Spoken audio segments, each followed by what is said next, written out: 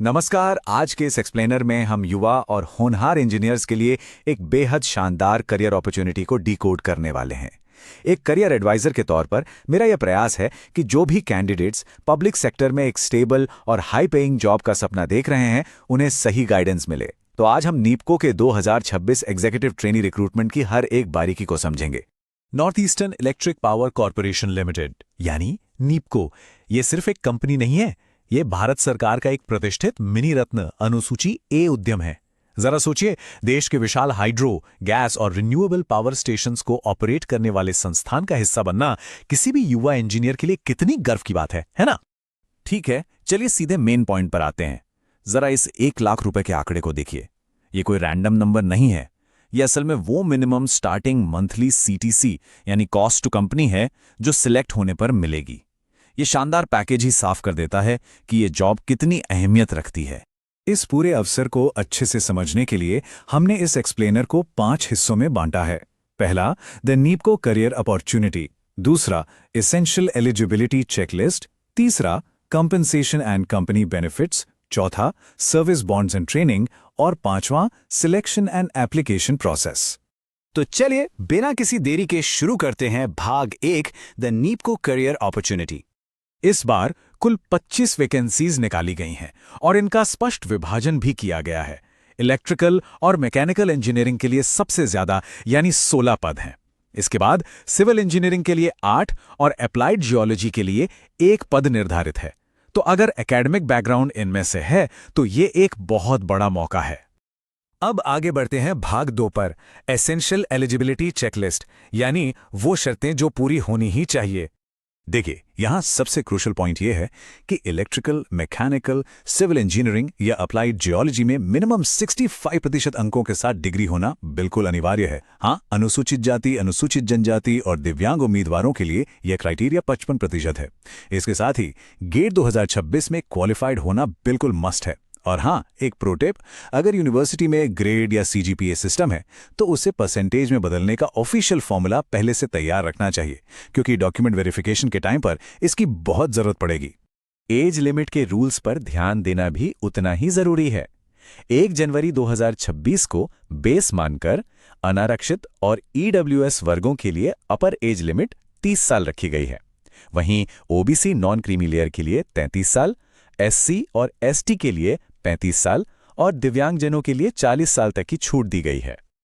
चलिए अब रुख करते हैं भाग 3 का, कंपनसेशन एंड कंपनी बेनिफिट्स, जो कि शायद सबसे एक्साइटिंग पार्ट है।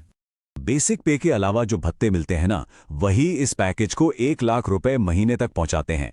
50,000 से लेकर 1,60,000 रुपए के आईडीए पे स्केल के साथ साथ बेसिक पे का 35% कैफेटेरिया अलाउंस और 10% लोकेशन बेस्ड अलाउंस मिलता है।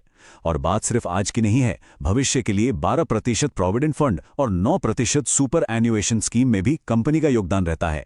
इसके अलावा परफॉर्मेंस रिलेटेड पे और ग्रेच्युटी भी शामिल है। अब आते हैं भाग 4 पर, सर्विस बॉन्ड्स एंड ट्रेनिंग। ये थोड़ा लीगल और लॉजिस्टिकल हिस्सा है। नियुक्ति के बाद का सफर कैसा होगा, आइए समझते हैं। ज्वाइनिंग के पहले दिन से देश भर में मौजूद नीपको के किसी भी स्टेशन पर 1 साल का अनिवार्य प्रशिक्षण यानी ट्रेनिंग शुरू होगी। इसे सफलतापूर्वक पूरा करने के बाद E3 ग्रेड में प्लेसमेंट मिल जाता है। लेकिन ध्यान रखने वाली बात यह है कि इस पूरी प्रक्रिया में ट्रेनिंग के समय को मिलाकर कम से कम 4 साल की न्यूनतम सर्विस देना अनिवार्य है। इस 4 साल की अनिवार्य सेवा को पक्का करने के लिए कैंडिडेट्स को एक सर्विस एग्रीमेंट बॉन्ड साइन करना होता है। जनरल, ईडब्ल्यूएस, ओबीसी और पीडब्ल्यूबीडी उम्मीदवारों के लिए यह बॉन्ड राशि 2,50,000 रुपए है। वहीं एससी और एसटी उम्मीदवारों के लिए यह राशि 1,25,000 रुपए है। तो यह बहुत जरूरी है कि एप्लीकेंट्स इस कमिटमेंट के लिए फाइनेंशियली और मेंटली तैयार रहें। इसी बॉन्ड से जुड़ी एक और अहम शर्त है, ये बॉन्ड उचित मूल्य के नॉन जुडिशियल स्टैम्प पेपर पर ही बना होना चाहिए। और हाँ, इसके लिए एक ऐसे व्यक्ति की जरूरत होगी जो श्योरिटी यानी गारंटी दे सके और जिसके पास पर्याप्त साधन हो। ये एक तरह की लीगल फॉर्मेलिटी है जिसे इग्नोर नहीं किया जा सकता। फाइनली, भाग 5, सिलेक्शन एंड एप्लीकेशन प्रोसेस। ये पूरी सिलेक्शन प्रोसेस मेनली 2 स्टेप्स में होती है। सबसे पहले ऑनलाइन एप्लीकेशन और गेट 2026 के मार्क्स की कड़ी जांच होगी। इसी गेट स्कोर के आधार पर कैंडिडेट्स को शॉर्टलिस्ट किया जाएगा और सिर्फ उन्हीं शॉर्टलिस्टेड उम्मीदवारों को पर्सनल इंटरव्यू के लिए बुलाया जाएगा। अब जो लोग इंटरव्यू तक पहुंचेंगे उन्हें ये जान लेना चाहिए कि पैनल सिर्फ किताबी नॉलेज नहीं देखेगा। जनरल नॉलेज, इस जॉब के प्रति एप्टीट्यूड, एक्स्ट्रा करिकुलर एक्टिविटीज और बेशक प्रोफेशनल नॉलेज, इन सभी पैमानों पर परखा जाएगा। तो तैयारी भी एकदम ऑलराउंड होनी चाहिए। इन जरूरी तारीखों को तो अभी के अभी कहीं नोट कर लेना चाहिए। ऑनलाइन रजिस्ट्रेशन 14 मई 2026 से ऑफिशियली शुरू हो रहे हैं।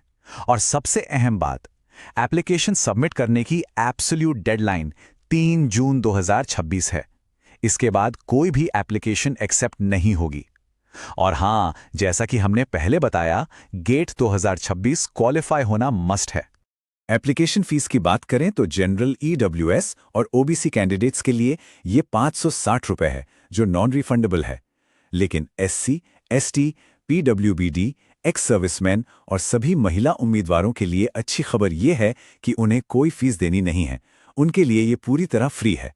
एक लास्ट टिप, किसी भी तरह की जानकारी या लेटेस्ट अपडेट्स के लिए सिर्फ और सिर्फ ऑफिशियल वेबसाइट www.neepco.co.in के करियर सेक्शन पर ही भरोसा करें। फेक न्यूज़ या अनऑफिशियल सोर्सेज से बचना बहुत ज़रूरी है। तो कुल मिलाकर बात यह है कि एक शानदार सैलरी पैकेज, देश के इंफ्रास्ट्रक्चर में योगदान देने का मौका और एक प्रतिष्ठित मिनी रत्न कंपनी का हिस्सा बनने का अवसर सामने है। तो क्या सभी एस्पिरेंट्स अपने डॉक्यूमेंट्स रेडी करके नीपको के साथ इस बेहतरीन करियर की शुरुआत करने के लिए तैयार हैं? सही समय पर लिया गया एक फैसला पूरा भविष्य बदल सकता है। All the best.